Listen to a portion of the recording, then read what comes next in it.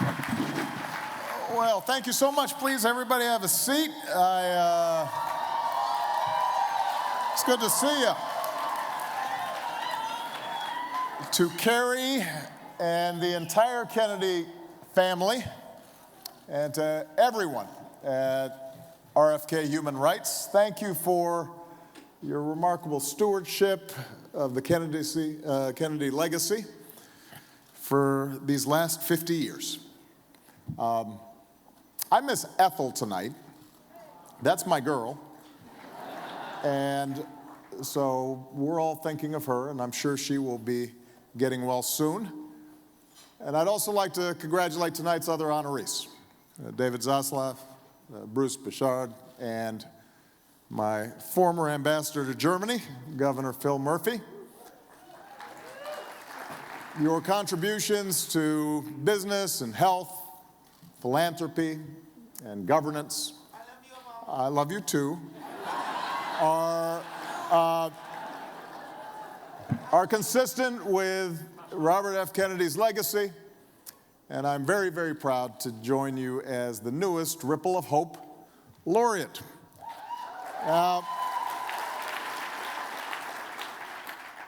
I'm very humbled by this honor. I'm not sure if you've heard, but I've been on this hope kick for a while now. I gave a big speech on hope.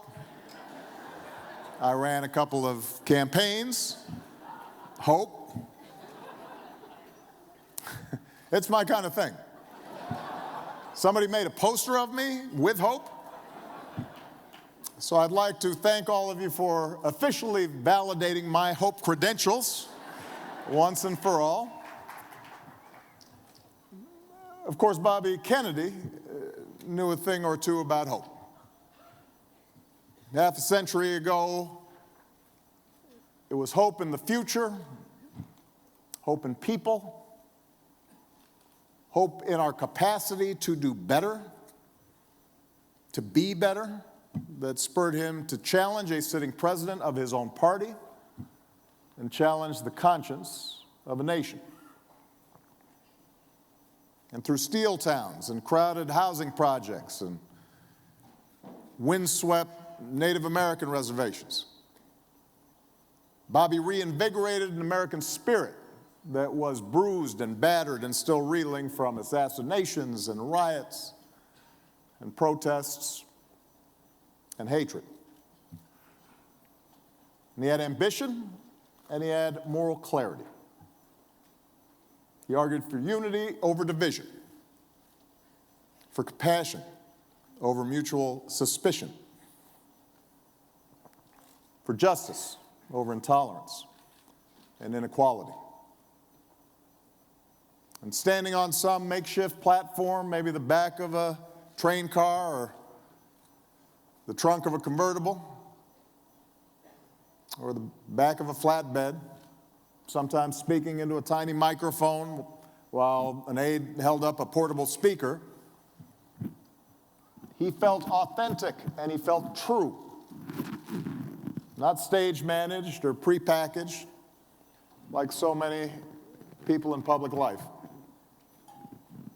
Which is why when you look at the photos and you look at the footage of that remarkable period, what sticks out is the sea of hands surrounding him.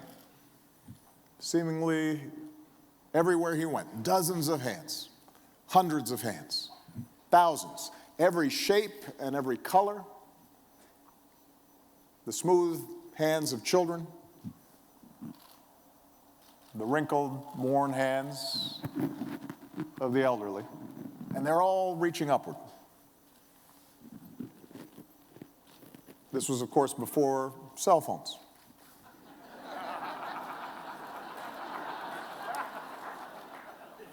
That's a little editorial there. And folks were looking for a handshake or just a touch that could remind them of what was true in them, what was best in them. that would remind them that they were part of something bigger than themselves. How he sparked hope, triggered hope, like a flame burning brighter in darkness. And he understood that it wasn't blind optimism that he was peddling. Hope is never a willful ignorance to the hardships and cruelties that so many suffer,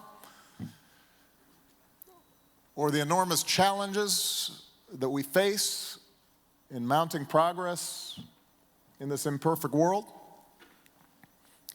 And hope is certainly not the smug complacency of those who've won life's lottery and think it's all because of their intelligence or charm or hard work on their own. Rather, hope is the insistence that no matter how tough our circumstances, there are better days ahead. That the crooked road can be made straight. That out of the ashes a phoenix can rise. That if we persist, despite all of our individual failings and all of our inadequacies, together we can overcome. Together we can do better. A belief in goodness and human ingenuity. And maybe most of all, our ability to connect with each other and see each other in ourselves. And that if we summon our best selves, then maybe we can inspire others to do the same. Now, it's been 50 years since we lost Bobby. And because we still seem to be grappling with some of the same issues that he was in 1968, when I was 7 years old, because we are still dealing with poverty and inequality and racism and injustice and environmental degradation and a constant stream of senseless violence, because of all that, it can be tempting sometimes to succumb to the cynicism, the belief that hope is a fool's game for suckers. And worse, at a time when the media is splintered and our leaders seem content to make up whatever facts they consider expedient. A lot of people have come to doubt even the very notion of common ground, insisting that the best we can do is retreat into our respective corners, circle the wagons, and then do battle with anybody who's not like ourselves. Bobby Kennedy's life reminds us to reject such cynicism. He reminds us that because of the men and women that he helped inspire, because of the ripples that he sent out, because of the often unrecognized efforts of union organizers and civil rights workers and peace activists and student leaders, things did in fact get better. In the years since Bobby's death, tens of millions would be lifted out of poverty. Around the world, extreme poverty would be slashed, and more girls would begin to gain access to an education. Millions of Americans would be shielded by health insurance that wasn't available to them before.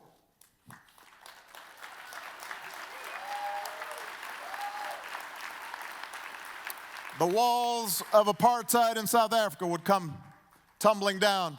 The walls of communism and totalitarianism in Eastern Europe would be swept away. The walls barring women and minorities and the disabled and the LGBT communities and so many others from opportunity would buckle. Thank you. That progress is fueled by hope. It's not fueled by fear. It's not fueled by cynicism. And this is maybe the most important thing. It's not dependent on one charismatic leader, but instead depends on the steady efforts of dreamers and doers from every walk of life who fight the good fight each and every day, even when they're not noticed.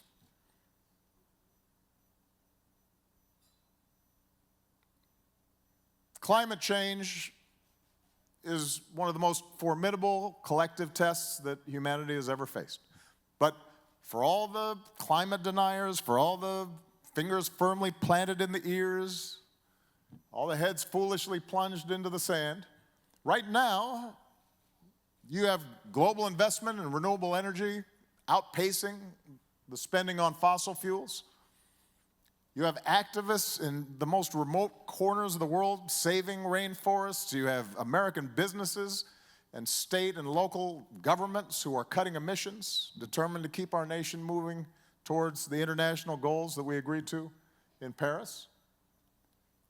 We have to move faster, we have to work together, but we should pause tonight and take heart in the ripples of progress that have been made.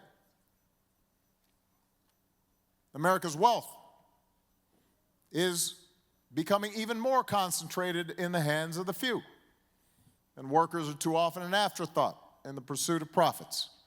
Yet we just elected a new generation of leaders to local and state and federal office who are pushing for higher wages and who are standing up for unions and who are speaking out clearly and forcefully without hedges or caveats on behalf of economic fairness. And they're a group of representatives who are actually representative. Folks who know what it's like to pay down in student loans. Folks who've tended bars or worked at call centers to get by. A record number of women who inspire and shake our conscience. And they're out there knocking on doors and holding conversations at coffee tables, and they're tweeting and Instagramming in all kinds of ways that are bringing young people into the arena like never before. And in them, we see ripples of progress. And then some young people are just sleepy because they've been here too long, which is why they're crying. I hear you.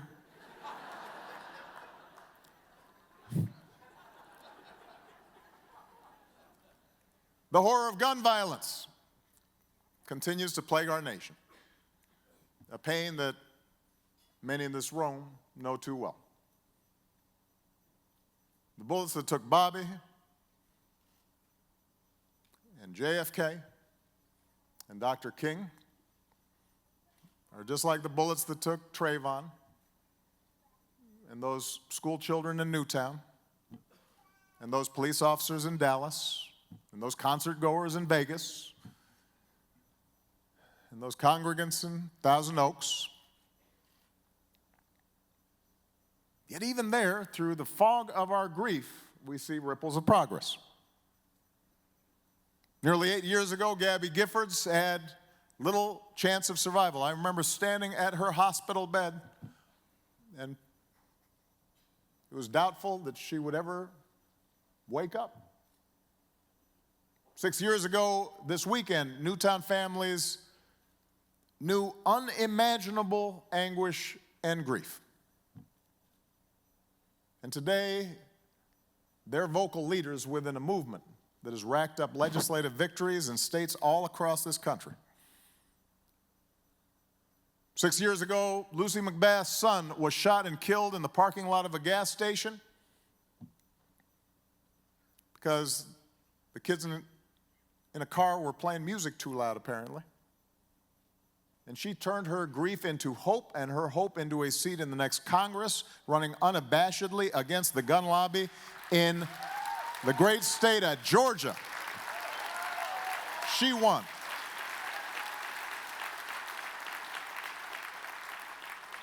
And then there are the Parkland students. It hasn't even been a year since a mass shooting stole 17 lives at their school. But less than a month after the tragedy, those students had already helped to raise the age to buy a rifle in Florida. They had already lengthened waiting periods before purchase. A couple weeks after that, they'd inspired hundreds of thousands to march with them in the nation's capital and all across the country. And of course, they haven't won every battle. But online, in the media, in the streets, on college campuses, they have become some of our most eloquent, effective voices against gun violence, and they are just getting started. Who knows what they're going to do once they can actually rent a car?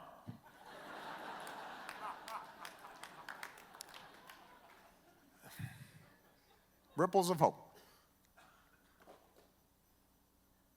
That's the legacy, that's the spirit that Bobby Kennedy captured, standing on top of a beat-up car 50 years ago. Those are the descendants of the men and women and children who reached up into the sky trying to get a touch of hope. We are all descendants. If not by blood, then by aspiration. Because the thing about hope is that it can travel through space and it can travel through time. It's contagious. And sometimes it just looks like it's splashing against the rocks and not making a difference, but over time, slowly, it starts breaking down those rocks. It starts breaking down the walls of injustice and cruelty and ignorance. And Bobby Kennedy reminds us that if we do our best with the time that we're given, then others will take hope in our example. They'll find their own strength. They'll summon others to hope. And that strength, that hope, will course through their children and their grandchildren and all the children to come.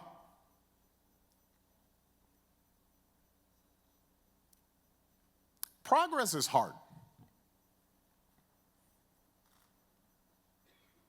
Sometimes you look out and it doesn't seem possible. You can't see it. But the story of the last 50 years is a story of a more just, more peaceful world. I have seen it. I have lived it. You have too. That should not be cause for complacency. It should be reason for courage. It's why I know that it will be the story of the next 50 years as well. So, if it is okay with you, I, for one, am going to be sticking with hope. And thanks to Bobby's example and the example of those who are here tonight, I know I'm not alone. Thank you, everybody. God bless you. Thank you, Carrie. Thank you very much.